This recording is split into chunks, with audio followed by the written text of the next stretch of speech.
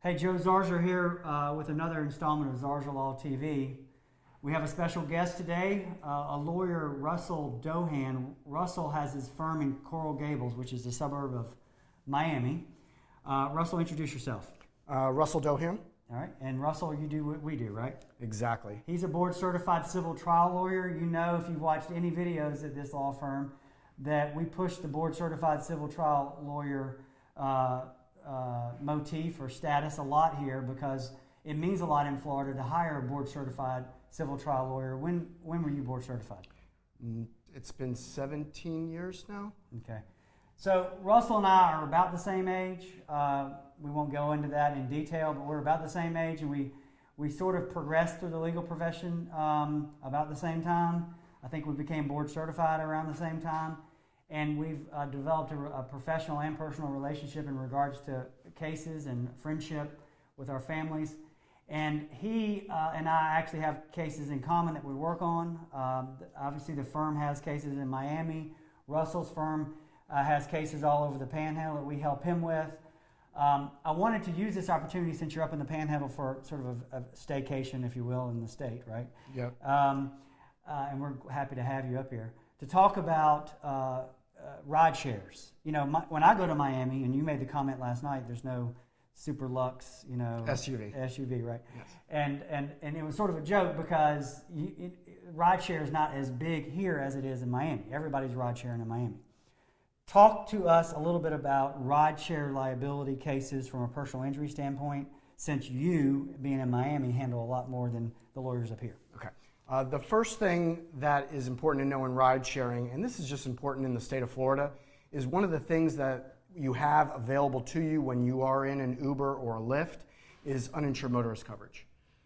Critically important to have that coverage here in Florida because there is no mandatory That's your coverage. Injury. Yes, your personal coverage. As the rider, you're saying that you uninsured motorist coverage actually covers you even if you're in an Uber. In an Uber and Lyft, they have $1 million in uninsured motorist coverage, which is a lot. So if you're on your own personal vehicle, you get hit by somebody who has no insurance, and you don't have that uninsured motorist coverage, you have no recovery. Right. If you're in a rideshare, one of the good things about being in a rideshare is the rideshare provides you, while the meter is on, so to speak, right.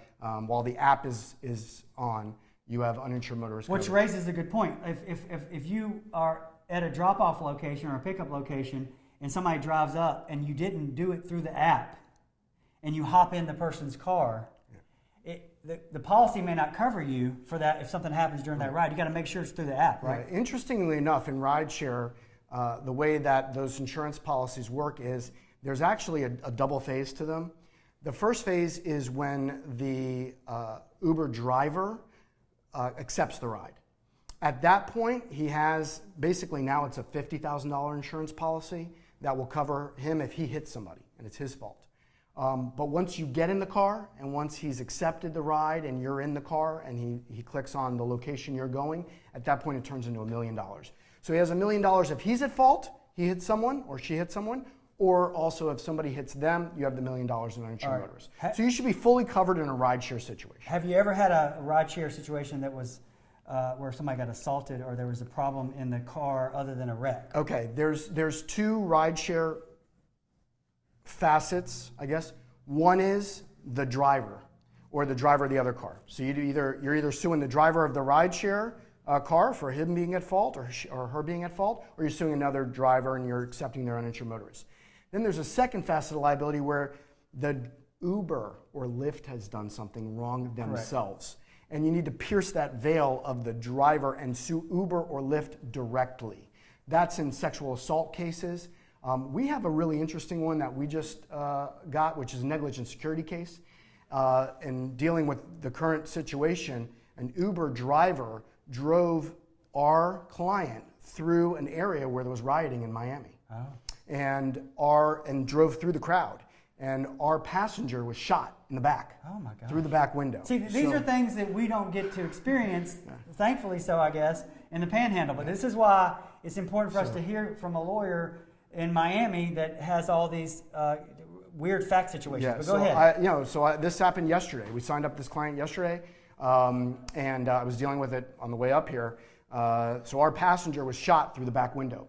So we're going to turn this into what's basically a negligent security case against Uber themselves. For routing the For driver. routing the driver. Because Uber controls the route, Yes, right? yes. I don't know if they use a combination of Uber and Waze. Right. I think a lot of it is dealt through Waze, or they put it through Waze. But Uber has a duty. They know that there's these bad areas of Miami, and then they're driving you through them. It's basically your standard negligent security case. They had a duty to protect you. They didn't. But I don't think the average person would know that there would be a case against Uber for that. Like, No. they may not think about that. Like, oh, some rioter with an errant bullet accidentally, by freak accident, struck the passenger. Okay, well, not everybody would put Uber as responsible or Lyft as responsible for that. So that's why it's important to reach out to a lawyer if you have an injury in a rideshare vehicle.